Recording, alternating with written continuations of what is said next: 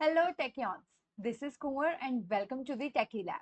हम कर रहे हैं chapter the fundamental unit of life cell और उसमें आज हम पढ़ेंगे एंडोप्लाज्मिक रेटिकुलम। यस, तो लास्ट क्लास में हमने सेल ऑर्गेनेल्स का टॉपिक जो है वो स्टार्ट किया था एंड हमने देखा था कि हमने उसमें से कौन सी ऑर्गेनेल्स को स्टडी करना है।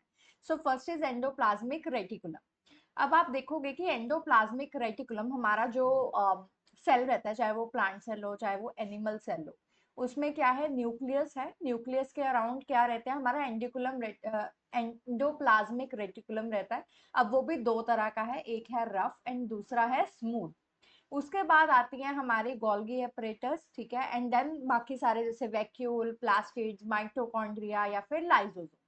ठीक है, आज हमारा काम है कि हम सिर्फ इन दोनों को ही फोकस करें, that is rough endoplasmic reticulum and smooth endoplasmic reticulum. Got it. आप इसको यहाँ पर भी देख सकते हो कि जो रफ है ना, रफ की सरफेस उसको रफ क्यों बोला जाता है, बिकॉज देखो स्मूथ है, बिल्कुल शाइनी शाइनी तो नहीं, मतलब स्मूथ है ना, उसमें कोई आपको फील नहीं होगा कि अच्छा हाँ कि कोई अड़चन है। लेकिन जो रफ है वो रफ क्यों है, ये है बिकॉज ऑफ राइजोसोम्स। इसका जो ये सरफेस आप व्हाइट व्हाइट स्पॉट्स देख रहे हो, तो यहाँ पर क्या रहते हैं, यहाँ पर राइजोसोम्स रहते हैं। तो वो जो राइजोसोम्स हैं, राइबोसोम्स हैं, वो इसको रफ बनाते हैं, जो कि स्मूथ एंडोप्लाज्मिक रेटिकुलम में नहीं होता। ठीक है, स्मूथ में नहीं होता। अब आप इसका स्ट्रक्चर देखो, एक तो आपको देखो, अगर यहाँ पे देखोगे तो ये ट्यूब्स जैसा लग रहा है, अगर यहाँ पे देखोगे इट्स लाइक बहुत सारी शीट्स है, उनकी लेयर्स है ना। तो ये इसका स्ट्रक्चर है। तो अगर हम डिस्कस करना चाहें अभी ईआर को, इसकी शॉर्ट फॉर्म है ईआर, ठीक है। इसको बार बार इतना पूरा बड़ा नाम लेने के बजाय हम इसको सिंपल ईआर बोल देते हैं, ठीक है। अभी ये जो ईआर है, हमने देखा इसमें क्या है, इसमें membrane bound tubes and sheets हैं। अभी ये जो ट्यूब्स है, मतलब ये ऐसा फील होता है कि it appears as long tubules और राउंड ऑब्लॉन्ग वेसिकल्स, ठीक है। तो ये ऐसे अपीयर होते हैं। एंड देन ये जो ईआर मेम्ब्रेन है, that is structurally similar to plasma membrane. मतलब इसका जो पूरा का पूरा स्ट्रक्चर है, जैसा कि हमने देखा, वो कह रहा है कि ज्यादातर जो है ये प्लाज्मा मेम्ब्रेन के जैसा ही दिखता है स्ट्रक्चर इसका। इसका काम क्या होता है ईआर का, देखो ये न्यूक्लियस के बाहर है, तो ये बेसिकली उसको क्या कर रहा है, उसको सपोर्ट कर रहा है। ठीक है, ये उसको क्या कर रहा है, उसको सपोर्ट कर रहा है। अब इसके भी दो टाइप्स है, हमने देखा, एक है रफ है, दूसरा है स्मूथ। अब जो रफ है उसका सरफेस रफ क्यों है, ये याद रखना इंपॉर्टेंट है। वो है राइबोसोम्स के कारण। अब देखो एंडोप्लाज्मिक रेटिकुलम का काम है कि वो प्रोटीन्स एंड लिपिड्स बनाए, ठीक है। जो अभी रफ है वो बनाता है प्रोटीन्स, ठीक है। उसका काम क्या है, सिंथेसिस ऑफ प्रोटीन्स। ओके, अभी ये जो प्रोटीन है ये ट्रांसपोर्ट हो गए via cell to other parts, ठीक है। अब देखो हमारा स्मूथ, स्मूथ में क्या है, इसमें कोई राइजोसोम्स नहीं है, इसलिए उसका जो सरफेस है वो रफ नहीं अपीयर होता, वो हमें बिल्कुल सिल्की स्मूथ जैसा लगता है, ठीक है। अब इसका काम क्या है, इसका काम है लिपिड सिंथेसाइज करना। इसका काम क्या है, लिपिड्स को सिंथेसाइज करना। ओके, और अब हमने क्या देखा, रफ एंड स्मूथ। रफ में राइबोसोम्स है, स्मूथ में राइबोसोम्स नहीं है, ठीक है। रफ का काम है प्रोटीन्स को सिंथेसाइज करना, और जो हमारा स्मूथ है उसका काम है लिपिड्स को सिंथेसाइज करना, ठीक है। और जो हमारा प्रोटीन्स है वो सेल के अलग अलग पार्ट्स में जो है वाया ईआर, ये एंडोप्लाज्मिक रेटिकुलम से वो हम पढ़ेंगे, ठीक है, वो ट्रांसपोर्ट हो जाता है, ठीक है। अगर आपको मेरे पढ़ाने का तरीका अच्छा लग रहा हो, then do support the techie lab. ज्यादा कुछ नहीं करना, सिर्फ वीडियो को लाइक करना है एंड सब्सक्राइब करना है। एंड अगर वीडियो बहुत ज्यादा अच्छी लगे, then do sharing with caring, share it with your friends, ठीक है। अब हम देखते हैं नेक्स्ट। अगर तुम्हें याद हो कि तुम्हें मतलब सच्ची में, अब जैसे हमने, अगर आपने लेक्चर लगाया प्लाज्मा मेम्ब्रेन का, तो आपको याद होगा कि प्लाज्मा मेम्ब्रेन किस चीज से बना होता है, याद है आपको? यस, कमेंट सेक्शन में मुझे बताओ अगर याद है। तो जो प्लाज्मा मेम्ब्रेन है, मैंने बार बार बोला था, वो प्रोटीन्स एंड लिपिड से ही बना होता है। तो देखो ये कितना कोइंसिडेंस है ना। जो आपकी प्लाज्मा मेम्ब्रेन है, जो कि आपकी बिल्कुल आउटर मोस्ट लेयरिंग है ना, वो किससे बनी है, वो प्रोटीन एंड लिपिड से बनी है। देन आपका न्यूक्लियस है, न्यूक्लियस के बाहर आपका क्या है, यहाँ पर आपका ईआर है ना। अब ये जो ईआर है, इसका काम भी यही है कि वो प्रोटीन्स एंड लिपिड्स ही बनाए। ये कोइंसिडेंस नहीं है। सो बेसिकली क्या हो रहा है, हम यहाँ पे ये पढ़ेंगे कि जो प्रोटीन्स एंड लिपिड्स जो हमारे ईआर बना रहे हैं वो सारे के सारे जो हमारी सेल मेम्ब्रेन है, जो प्लाज्मा मेम्ब्रेन है, उसको बनाने में लग रहे हैं। ठीक है, सारे नहीं, कुछ जो है मतलब उनके और भी फंक्शंस रहते हैं, बट यस उनका एक काम ये भी है कि वो सेल मेम्ब्रेन को बनाते हैं। ठीक है, अब देखो इस प्रोसेस को हम बोलते हैं मेम्ब्रेन बायोजेनेसिस। इंपॉर्टेंट है, इस प्रोसेस को हम क्या बोलते हैं? Membrane biogenesis. ठीक है, ये प्रोसेस में हमें क्या पढ़ा कि जो प्रोटीन्स एंड लिपिड्स जो बन रहे हैं कहां पर? ईआर में। ठीक है, वो सारे के सारे किसको बनाने में यूज हो रहे हैं? वो सेल मेम्ब्रेन को बनाने के लिए यूज हो रहे हैं। ठीक है, so proteins and lipids are used to synthesise the cell membrane. अब कैसे? ठीक है, पहले यही पढ़ेंगे, बाकी तो बाद में। अब कैसे? अब देखो ये डायग्राम है आपके सामने। अब आपने देखा कि आपके पास सेल है, ठीक है, ये आपका न्यूक्लियस है। ये फर्स्ट लेयर जो है वो आपकी किसकी है? वो रफ ईआर की है। जो सेकेंड लेयर है वो आपकी किसकी है? मैं इसको हाईलाइट करती हूँ रेड पेन से। या तो पहले न्यूक्लियस है, फिर हमारे पास क्या है? रफ ईआर है, फिर हमने देखा कि स्मूथ ईआर है येलो कलर में, एंड देन ये हमारा सी ग्रीन में कौन सा और कौन सा हमारे पास पार्ट है, कंपोनेंट है? That is Golgi apparatus. ठीक है, और ये जो बाहर वाली लेयर है, ठीक है, वो क्या है? वो है हमारी सेल मेम्ब्रेन।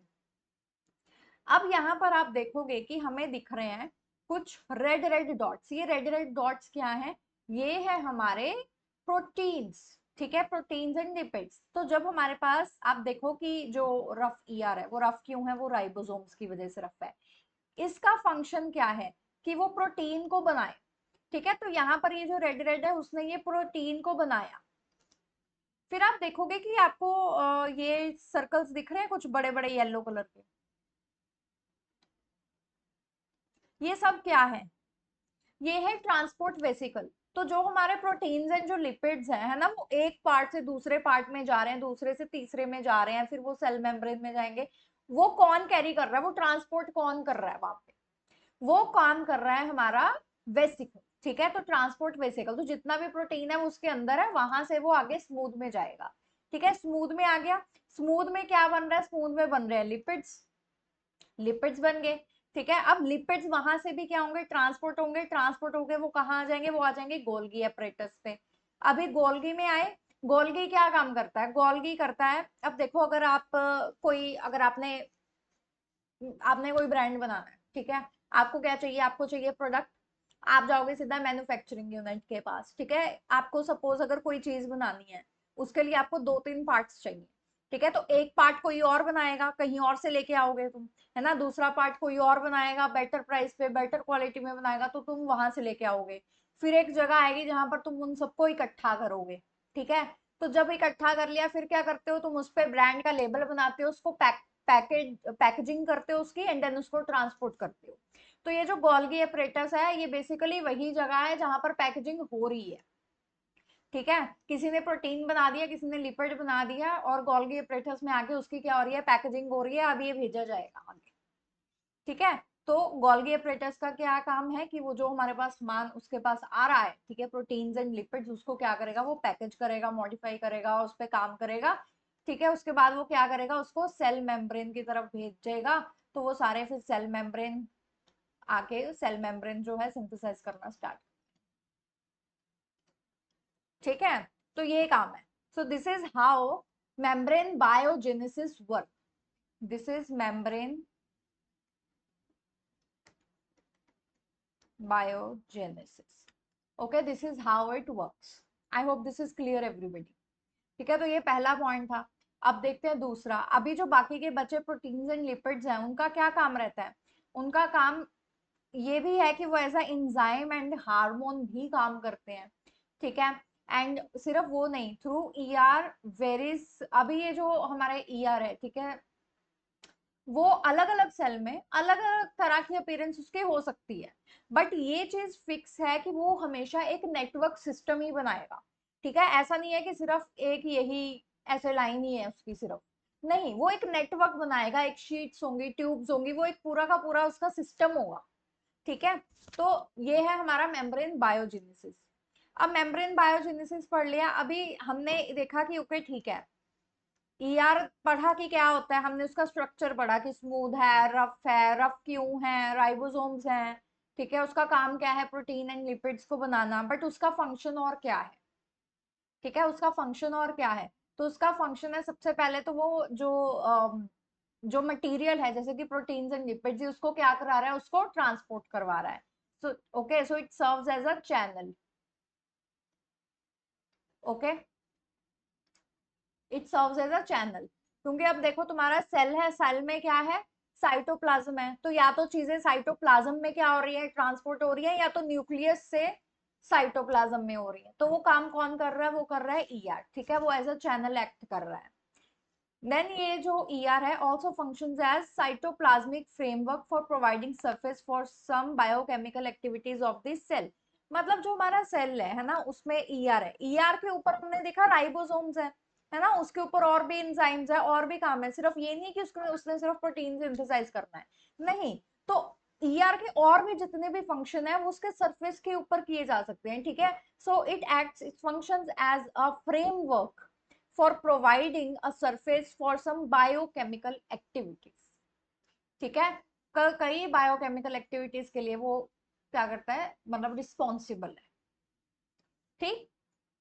अब वो कह रहा है कि अब देखो जैसे हम तो इंसान है ना, हमें फिर भी काफी चीजों की नॉलेज है, हमें पता है कि ये चीज हमारे लिए सही नहीं है, ये चीज हमारे लिए सही है। हमने कितनी ह्यूमन बॉडीज पे कितनी स्टडीज हम कर चुके हैं ऑलरेडी, है ना। लेकिन फिर भी कई ऐसे वर्टिब्रेट्स होते हैं, ठीक है, in liver cells of group of animals, SCR plays a crucial role in detoxifying many poisons and drugs. Even हमारे भी मतलब लीवर जो है वो डिटॉक्सिफाई करता है ना। लेकिन जो जानवर होते हैं उनको तो नहीं पता कुछ भी। अगर आप डॉग्स को देखोगे, स्ट्रीट डॉग्स को देखोगे, है ना, वो कुछ भी खा रहे हैं, उनके ऊपर क्या इतनी स्टडी की है, या किसी को पता रहता है कि उनको क्या देना है क्या नहीं देना है। कई लोग उनको फिर भी उन जस्ट उनको डॉग्स पे तरस आ रहा है, उसको भूख लग रही है ना, ऐसा सोच के उसको बिल्कुल चीनी से भरे मीठे बिस्किट्स दे देते हैं, ठीक है। That is doing even more bad, ठीक है, उसके लिए और ज्यादा बुरा ही कर रहा है, ठीक है। तो जो लीवर सेल्स होते हैं, ठीक है, कई एनिमल ग्रुप्स में तो आप देखोगे कि वो बहुत जो स्मूथ ईआर है, वो बहुत, ये SCR मतलब स्मूथ ईआर, ठीक है, वो बहुत क्रूशियल रोल प्ले करता है, क्योंकि ये सारा का सारा क्या करता है, डिटॉक्सिफाई करता है पॉइजन को या फिर किसी भी तरह के ड्रग्स को, ठीक है। तो ये बहुत ज्यादा इंपॉर्टेंट रोल प्ले करता है, तो ये याद रखना, ठीक है। आज का लेक्चर बहुत इंपॉर्टेंट था, थैंक यू सो मच। अगर आपको आज का लेक्चर अच्छा लगा, वीडियो को लाइक कीजिए, चैनल को सब्सक्राइब कीजिए। I will meet you in the next class with a new topic. Thank you so much.